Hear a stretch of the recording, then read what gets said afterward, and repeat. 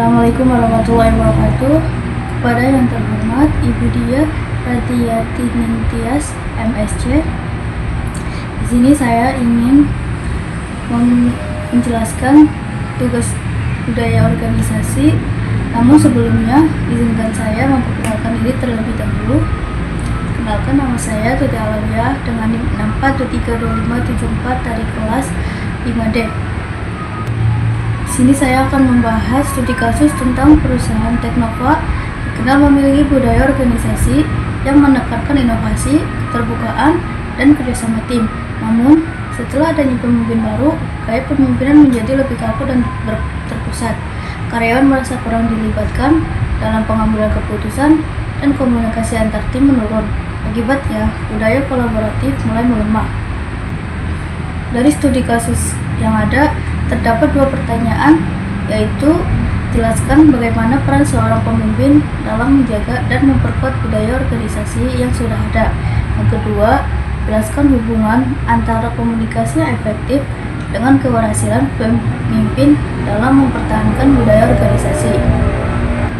Di sini saya akan menjawab pertanyaan nomor 1, yang dimana di Teknova, budaya inovasi, keterbukaan, dan kerjasama tim itu sudah seperti nyawa perusahaan yang hidup bertahun-tahun. Ketika pimpinan baru datang, budaya itu bukannya harus diganti, tapi justru harus dijaga dan dipupuk supaya tetap hidup bahkan makin kuat. Caranya, pemimpin harus jadi orang pertama yang menjalani hidup itu. Dia yang paling sering ngajak brainstorming, paling cepat bilang, ide bagus, ayo kita coba. Paling rajin ngopi bareng tim, dan paling sering cerita betapa hebatnya sejarah Teknova dulu.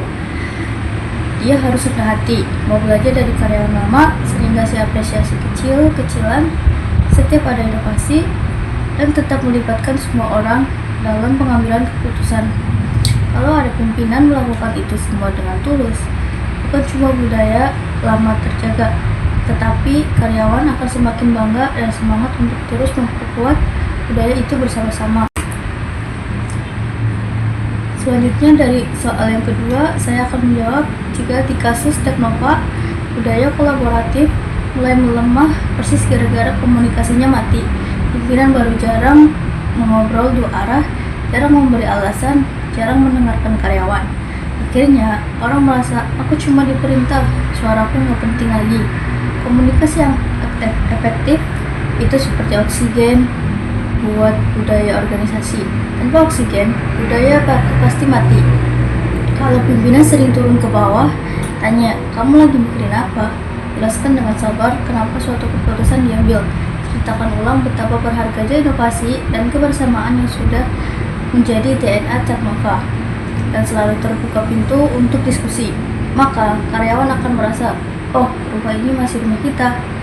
Mereka akan balik percaya, balik ngomong, balik berani kasih ide, dan budaya yang hampir pudar itu akan hidup lagi, bahkan makin kuat. Jadi, hubungan sangat langsung, komunikasi yang hidup, hangat, dan dua arah adalah kunci utama seseorang pemimpin bisa berhasil mempertahankan dan bahkan memperkuat budaya organisasi yang ada. Tanpa komunikasi yang baik, sehebat apapun niatnya, budaya pasti akan melemah. Dari kedua jawaban yang sudah saya tampilkan, di sini terdapat kesimpulan, yaitu pemimpin baru yang berhasil bukan yang datang membawa gaya kepemimpinan kaku dan mengabaikan budaya lama, melainkan yang mau menjadi pelindung dan pemupuk budaya yang sudah ada. Dia harus hidup sesuai nilai inovasi dan keterbukaan, melibatkan karyawan, menghargai sejarah perusahaan, serta menunjukkan sikap rendah hati. Dan kunci utama dari semua itu adalah komunikasi yang efektif dua arah, transparan, dan penuh rasa hormat.